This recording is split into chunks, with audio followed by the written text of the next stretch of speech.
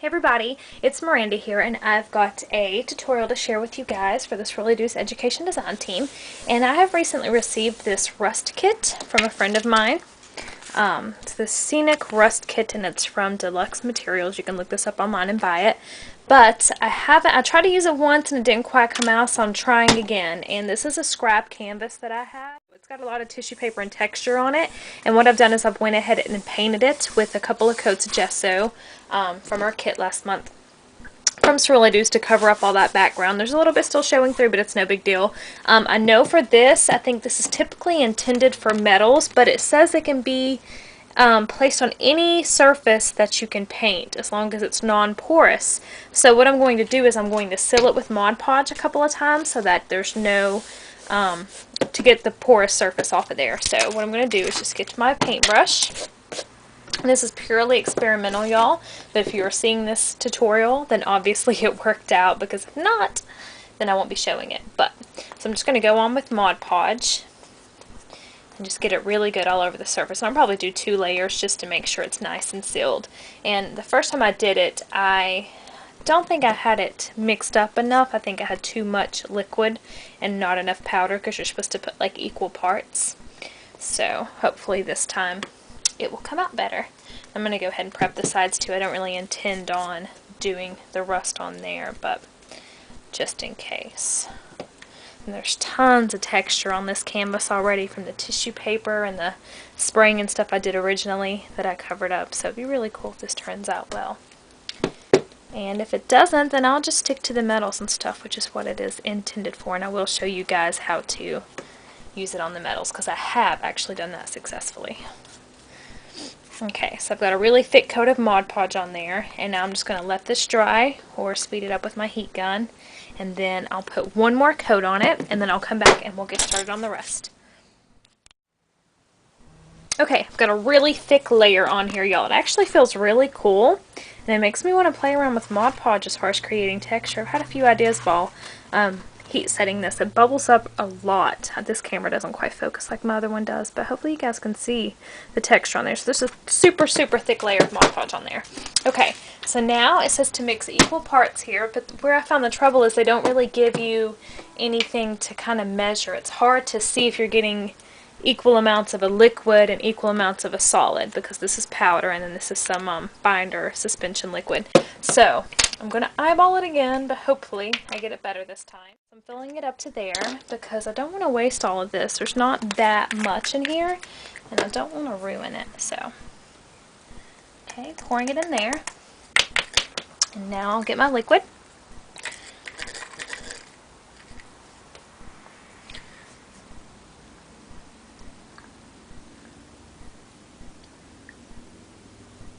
And I think it's best to go a little less on the liquid because you can add more. And I can add some more if I need to.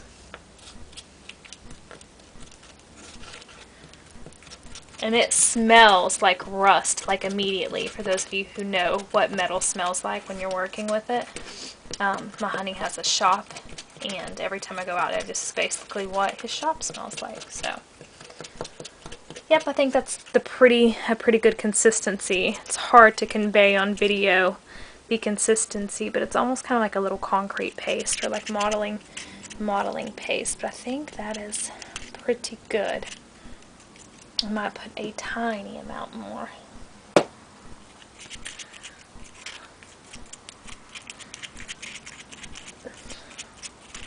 Yeah, I think that's good. Hopefully. Okay, then I'm going to get a paintbrush. And I'm not going to cover my entire canvas. I just want it to be really splotchy. I want it to actually resemble like realistic rust, you know, so it's not perfect. I just want to kind of, hopefully you guys can see how cool that looks in there. But I'm just going to take a paintbrush, just a regular cheapo paintbrush, dip it in here, and just randomly paint it on.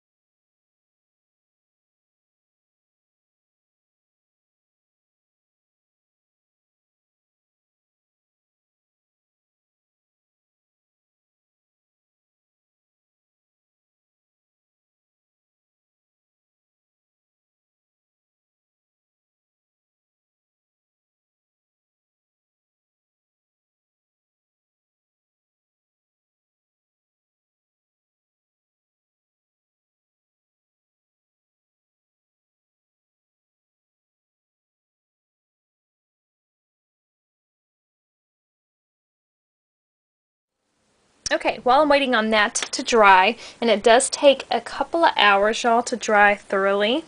So I'm just going to leave it like that. You guys can see how gunky it is. And now I've got a lot of left over in here. Definitely don't want to waste it. So I'm grabbing some metals from my stash. This is some Prima Mechanicals, and I'm just dusting it on there.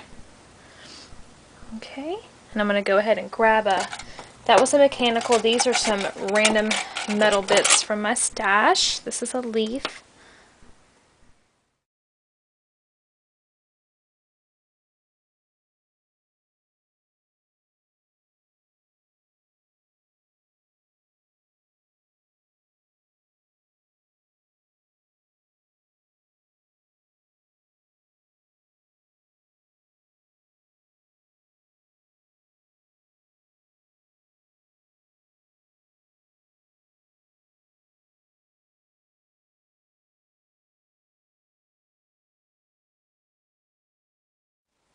And this is one of those resin pieces. This is a Melissa Francis one, and I'm actually going to try it on there and see how that comes out. That would actually look really cool.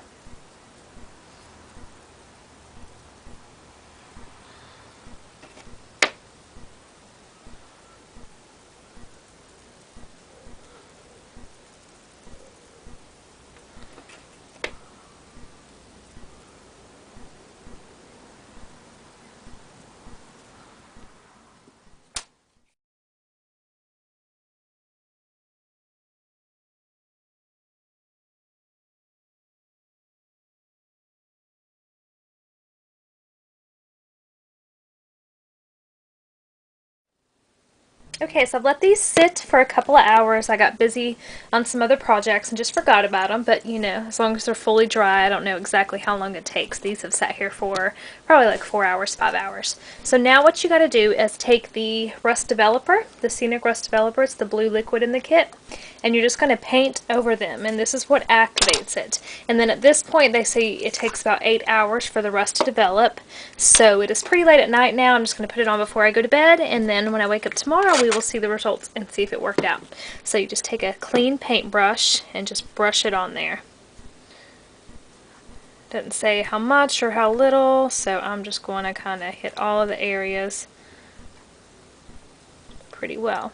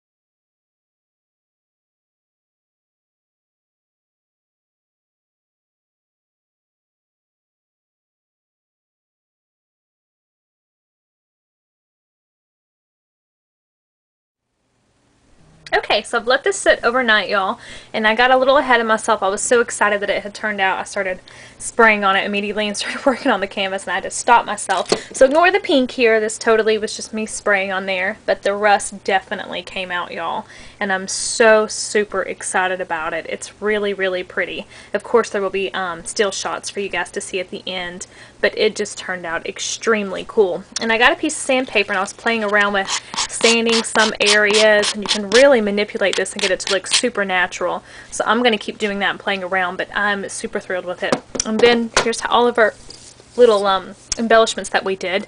This is the little Prima clock that I put the rust kit on.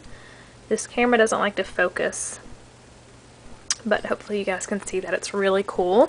And then here's the little penny farthing that we rusted. You can see it all in there. It looks really grungy and really cool.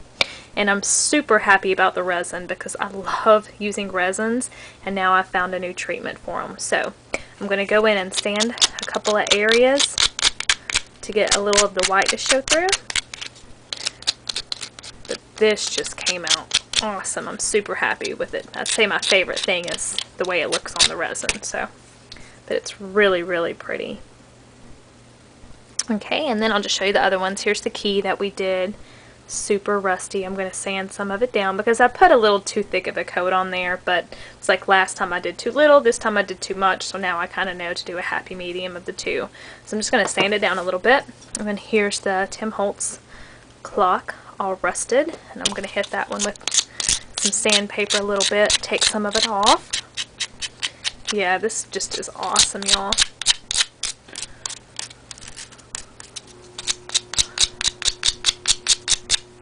Okay, that looks really pretty. Okay, and then the little leaf. So of course there will be still shots of all of these. I hope you guys like it. If you have any questions at all, just shoot me a comment down below and I'll be happy to help you. So I hope you guys enjoyed me just experimenting with y'all today, and I love how it turned out, and I hope you guys do too. So have a wonderful day, and I will catch up with y'all later. Bye.